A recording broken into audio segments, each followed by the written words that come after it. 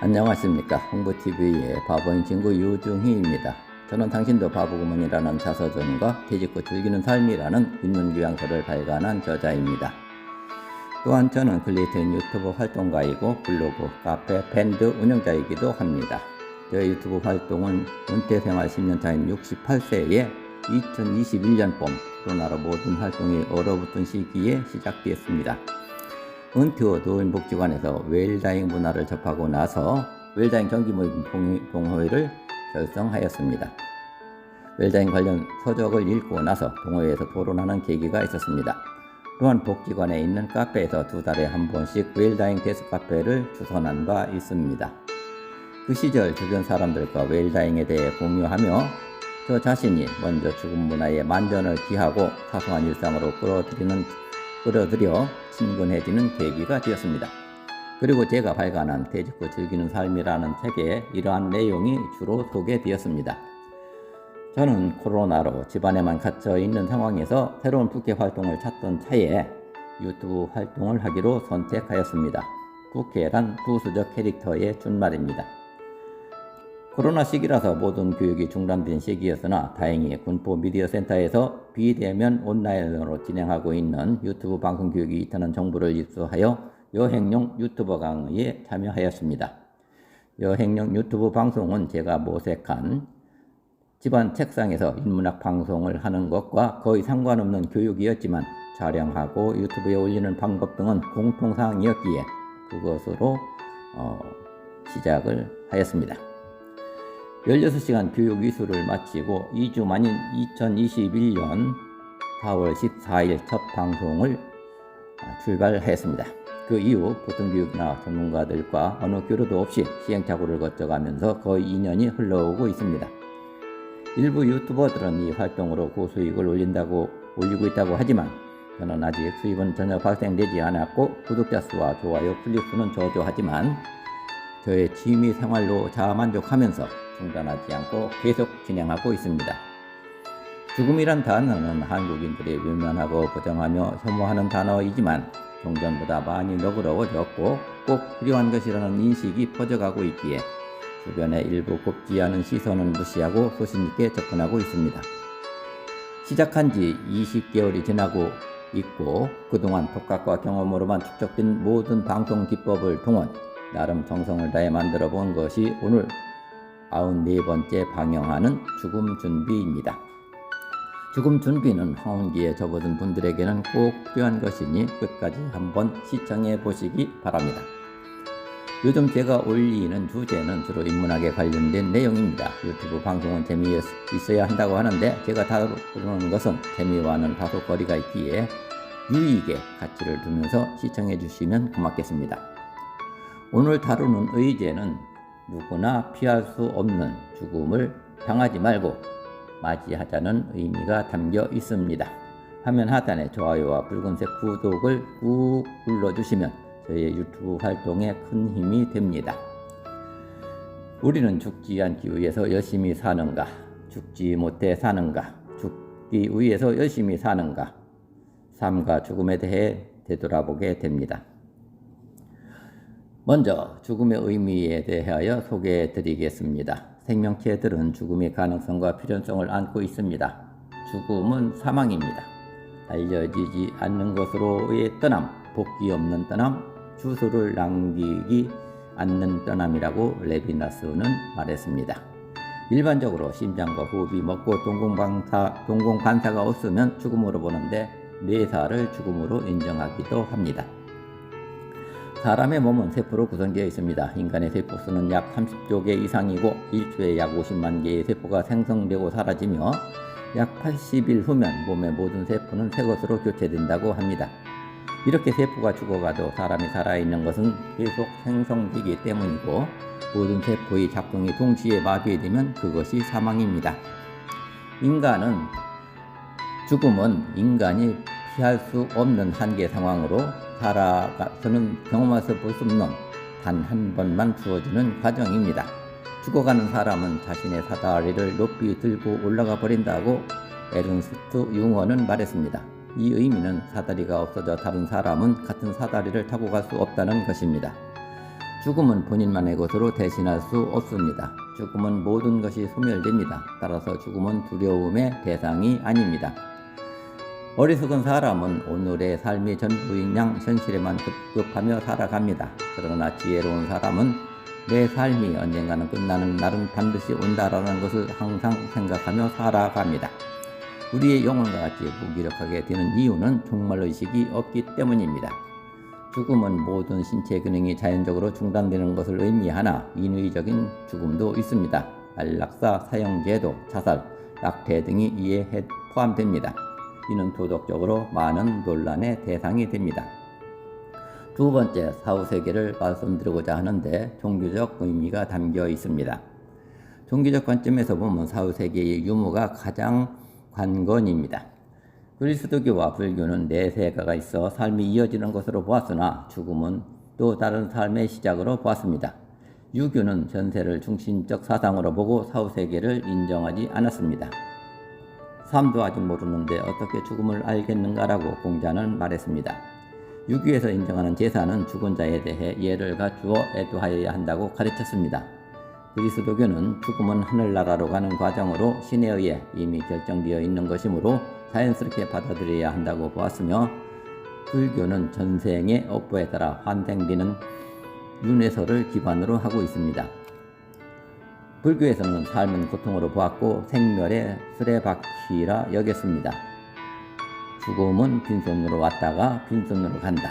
이를 공술의 공수거라고 하나, 불교에서는 빈손으로 가는 것이 아니고 자신의 업보, 즉 지혜, 노력, 배려, 사랑, 선행이나 악행, 수양 등은 보자기에 쌓아들고 함께 가서 그 업보로 인한 판정을 받는다고 보았습니다. 이는 플라톤의 영혼 불멸설과 같이 합니다. 죽음은 다른 존재 방식으로의 이행이다 라고 부자누스는 말했습니다. 세 번째, 죽음은 삶이다에 대해 말씀드립니다. 삶과 죽음에 대해 한 가지에 초점을 맞추면 다른 형상은 보이지 않습니다. 무엇이든지 관심을 가질 때 새롭게 보이기 시작합니다. 보여드리는 사진 세 가지에서 보듯이 각자의 그림은 두 가지를 나타내고 있습니다. 처음에는 한 가지만 보이다가 새롭게 보면 다른 하나의 현상이 보이기 시작합니다. 그러나 동시에 두 개가 보이지는 않습니다. 좌측 사진은 미인과 노파가 별개로 보이고 가운데 사진은 태아와 호수가 들어가 있습니다. 우측 사진은 유리잔으로 보이기도 하고 두 사람이 마주보고 있기도 합니다. 두 가지 사안은 편견으로 보지 말고 다른 시각에서도 볼 수 있어야 합니다. 편견을 가진 사람에게는 삶은 단지 삶이고 죽음은 죽음일 뿐입니다. 왜냐하면 삶을 구성하는 모든 것은 죽음을 시작하고 또한 죽음을 향해 가기 때문입니다. 따라서 죽음은 동시에 일어난다라고 마르틴 하이데거는 말했습니다.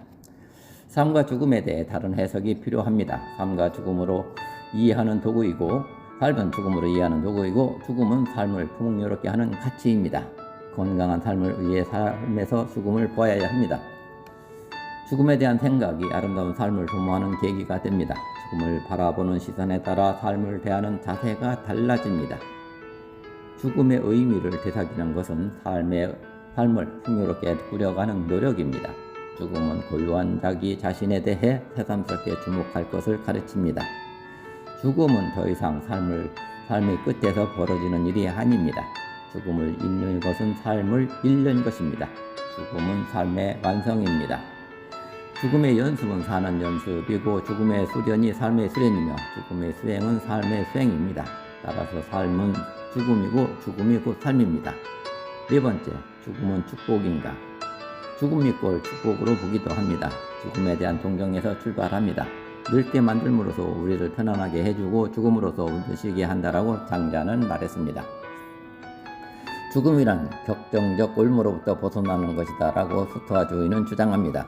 죽음이야말로 신이 인간에게 준 최고의 선물로 보기도 합니다.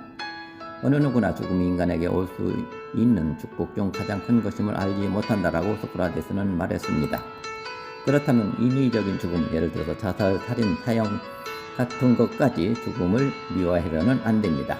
죽음은 두려움의 대상이 아니라는 것에 초점이 맞추어져야 합니다. 다섯 번째, 죽음은 두려움의 대상인가? 살아있는 동안에는 죽음을 경험할 수 없고 죽었을 때는 육체인 감각기관과 영혼이 사라지기에 교통이 없습니다. 따라서 죽음은 두려워할 대상도 필요도 없다고 에피쿠루스 학파에서는 주장하고 있습니다.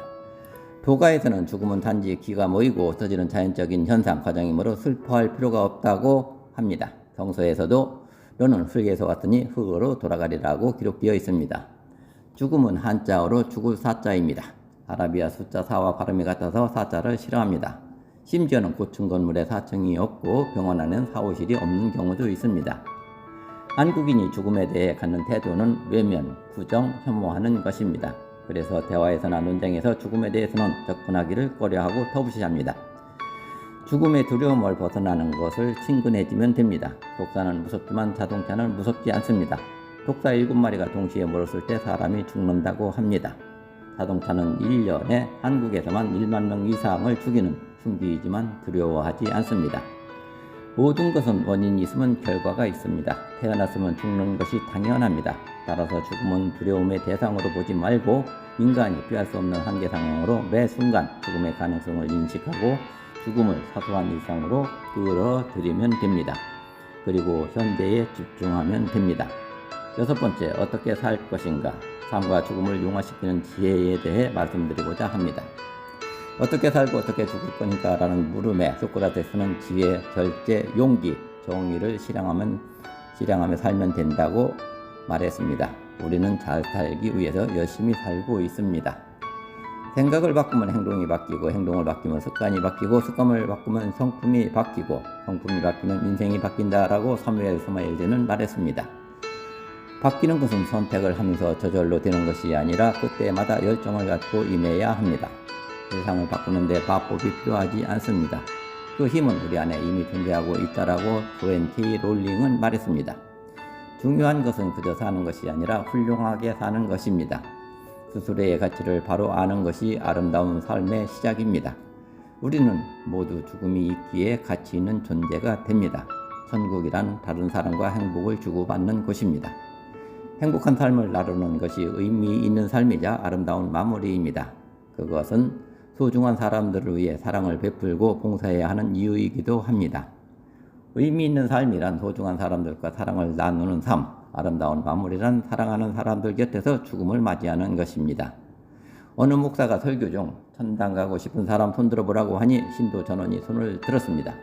지금 당장 죽으면 천당 갈 수 있다면 손을 들어보라고 하니 아무도 손을 들지 않았습니다. 롱밭에 뒹굴어도 이 생이 좋다고 합니다. 종교적으로는 다음 생을 판가름하는 기준이 되는 것은 현세에서의 업과 죽을 때의 상태로 결정된다고 합니다. 죽음을 맞이하면서 현세와 현재를 충실하게 살아가야 합니다.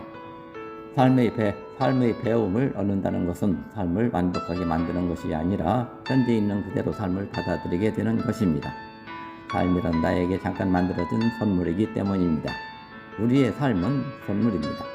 선물과도 같은 삶을 감사한 마음으로 살아간다면 죽음은 두려움의 대상이 아닙니다. 삶을 감사하게 여기는 마음이 죽음을 초월하는 첫 단추입니다. 삶을 선물로 여기면 우리의 주변의 모든 것을 사랑하게 됩니다. 사랑을 가지고 보면 보지 못했던 것들을 볼 수 있습니다.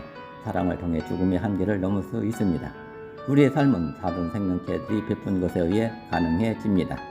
사랑은 삶에서 삶을 초월하게 해줌으로써 죽음의 해방을 삶에서 경험하게 해줍니다. 제대로 살기 위해서는 나누는 삶을 살아야 합니다. 아랫때의 삶을 사는 방법은 자기 자신을 잘 돌보는 것과 타인을 돌보는 것입니다. 아랫때란 사람이나 사물이 갖추고 있는 탁월하고 유능한 성질을 의미합니다. 7번째, 현재의 중요성에 대해 말씀드립니다. 현재는 잠깐 동안의 시간입니다. 과거는 기억의 형태로 자리합니다. 기억하는 행위는 바로 지금 이루어집니다. 미래는 우리의 기대 속에 자리 잡고 있습니다. 기대하는 행위는 현재에 이루어집니다. 시간의 방향은 과거에서 현재로, 현재에서 미래로 흘러간다고 볼 수 있는 반면 미래에서 현재로, 현재에서 과거로 흘러간다고 볼 수도 있습니다. 이렇든 저렇든 현재에서 교차합니다. 과거를 생각하면 우울해지고 미래를 생각하면 불안해집니다. 과거와 미래를 잇는 현재는 이토록 소중합니다. 현재의 소중함은 아무리 강조해도 지나치지 않습니다. 현재의 소중함을 깨닫고 매분 매초를 한 발자국씩 밟아가는 자세로 살아가야 합니다. 자신의 현재를 사랑합시다. 8번째, 내일 죽음이 찾아온다면 어떻게 해야 할까? 죽음의 가능성은 매 순간 알알이 박혀 있습니다. 하루하루를 인생의 마지막 날처럼 산다면 언젠가는 바른 길에 서 있을 것입니다. 죽음을 생각하는 것은 무엇을 이루지도 모른다는 두려움에서 벗어나는 최고의 길이다라고 스티브 잡스는 말했습니다. 내가 헛되이 보낸 오늘 하루는 어제 죽어간 그 사람이 그토록 살고 싶어 한 내일이었다. 내일 지구에 종말이 온다고 하더라도 한 그루의 사과나무를 심겠다고 스피노자는 말했습니다. 나 하늘로 돌아가리다. 아름다운 이 세상 소풍 끝나는 날 가서 아름다운 거라고 말하리라 라고 천상병 시인은 말했습니다.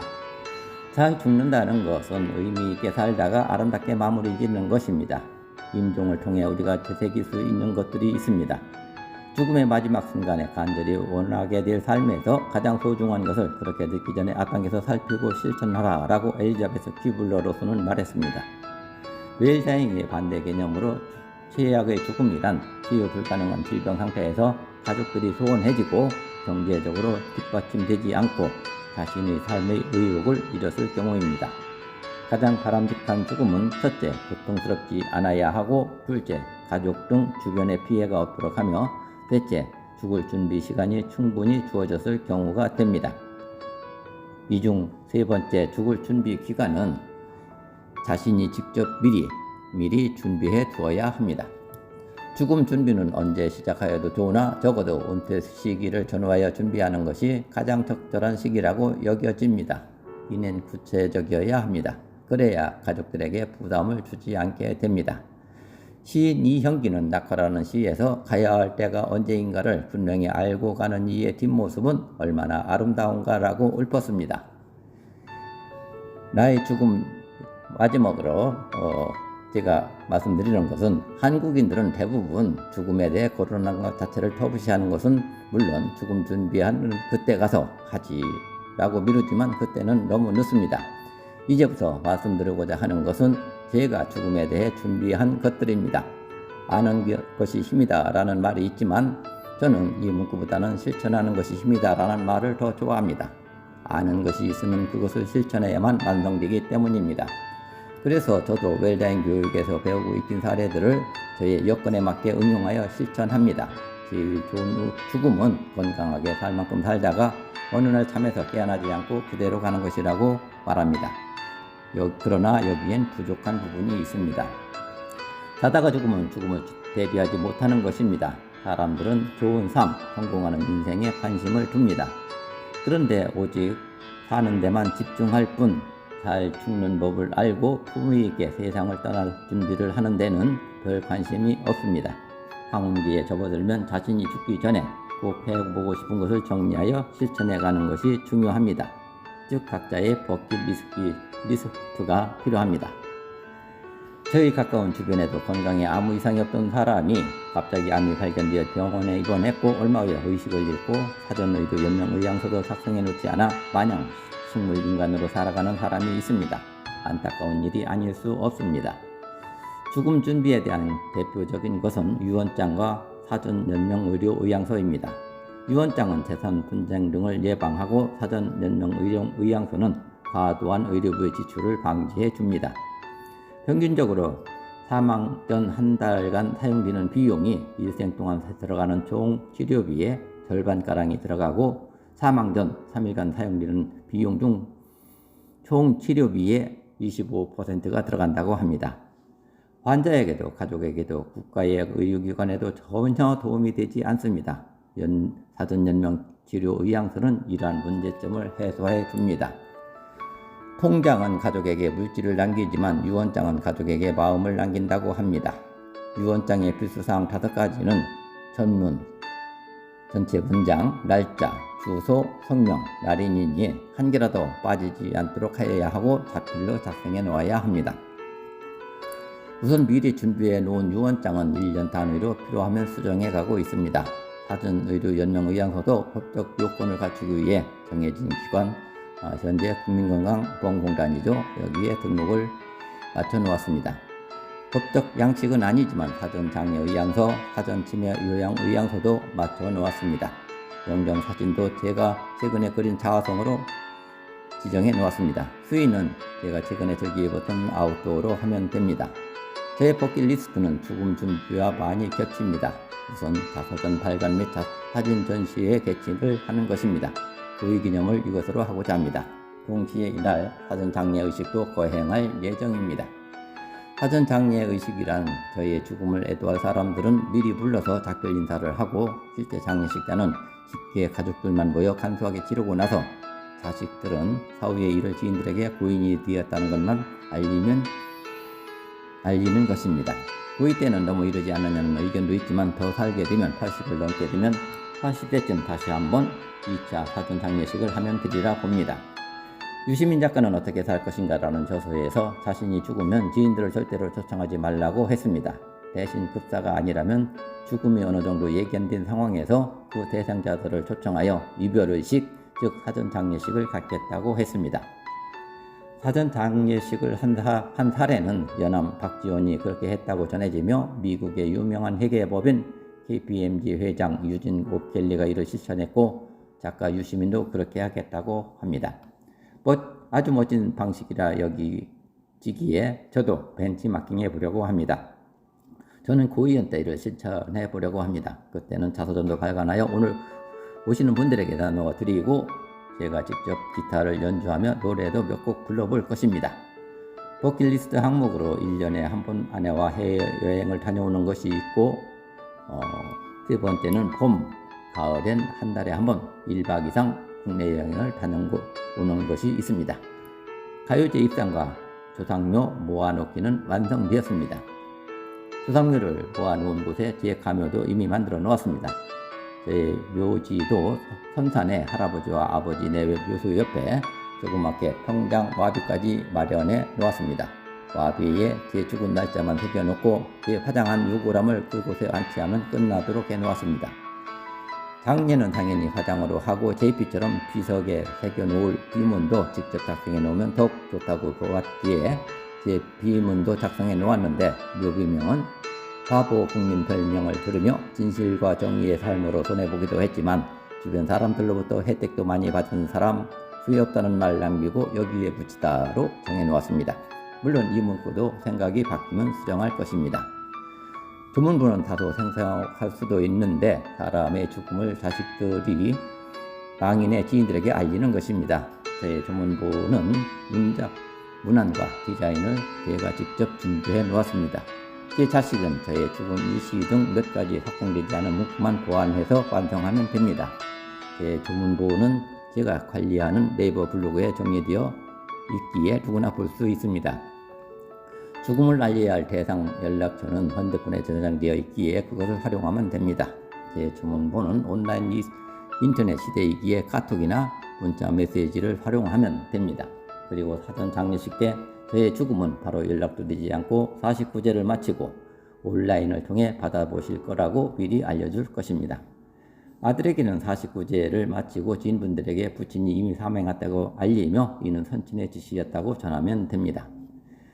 죽음 준비로 이 정도 실천해 놓았으니 제가 갑자기 죽는다고 해도 아내와 자식들이 우왕좌왕하지 않고 차분하게 대처해 가리라 여깁니다. 저는 이만큼 살았으니 당장 지금 죽어도 여한이 없다라고 생각하는 것은 아니지만 죽을 준비를 다 해놓고 언제고 부름을 받으면 네 하고 떠날 준비를 해놓고 있는 것입니다. 죽음의 문을 향하여 도살장을 끌려가듯 가지 않고 흔들림 없는 믿음으로 떳떳하게 위로받고 무덤을 향해 가고자 합니다. 마음을 비우고 진격보다는 철수를 준비해 놓고자 합니다. 사람답게 살다가 사람답게 늙고 아름답게 죽으면 됩니다. 웰빙으로 살고 웰에이징으로 나이 들고 웰다잉으로 죽으면 됩니다. 마지막으로 재산 정리에 대한 저의 방식을 정리해 보고자 합니다. 요즘 회자되는 말로 자식에게 재산을 안 주면 맞아 죽고 일부만 주면 쫄려 죽고 다 주면 굶어 죽는다는 말이 있습니다. 외국의 경우 고등학교까지만 부모가 지원해 준다고 합니다.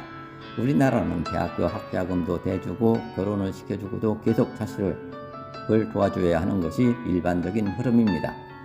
실제로 저도 아들 둘을 출가시키면서 전셋집 마련까지는 지원해 주었습니다. 젊은 부부가 맞벌이 하면서 전셋값 올라가는 것을 따라가지 못하는 것이 현실입니다.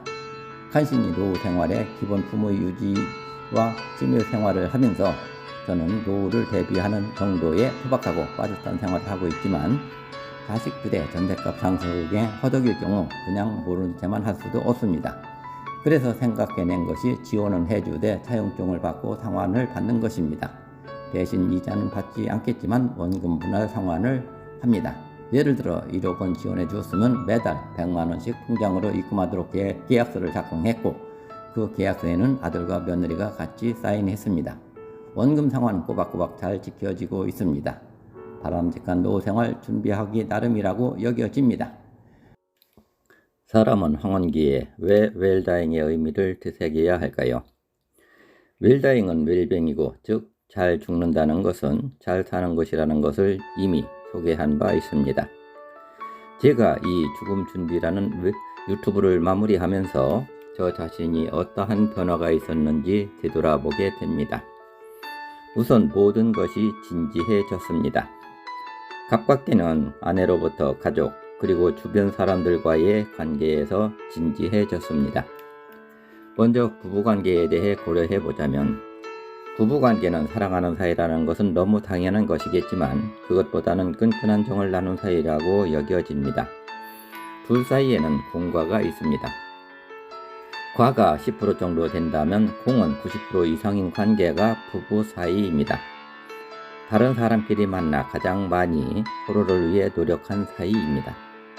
일부의 과를 부각시켜 공을 무시하고 헤어지기도 하지만 안타까운 일입니다. 무언가 부족하고 융통성이 없는 못난 남편을 만나 항시 손해만 보고 살아온 아내에게는 항시 미안하고 고맙다는 생각만이 들 뿐입니다. 두 아들과 두 며느리 그리고 3명의 손자녀를 마주칠 때도 형제자매를 만나게 되어도 단순히 가족으로 보이지 않고 이러한 특별한 인연을 맺고 지내오고 있는 것에 대해 감사한 마음이 듭니다. 또한 주변의 모든 사람들과도 서운한 것보다는 고맙고 감사했던 것에 대해 더 관심을 갖게 되고 기억에 떠오릅니다. 그리고 저를 서운하게 했고 어렵게 했고 괴롭혔던 몇 명의 인사들에게도 측은감을 느끼며 용서하는 마음을 갖게 됩니다. 남은 여생 보다 진지하게 살아가게 됩니다. 이상 오늘은 죽음 준비에 대하여 정리해 보았습니다. 여러분의 좋아요와 하단 붉은색의 구독은 제 고품격 유튜브 방송에 많은 도움이 됩니다. 꾹 눌러주시기 바랍니다.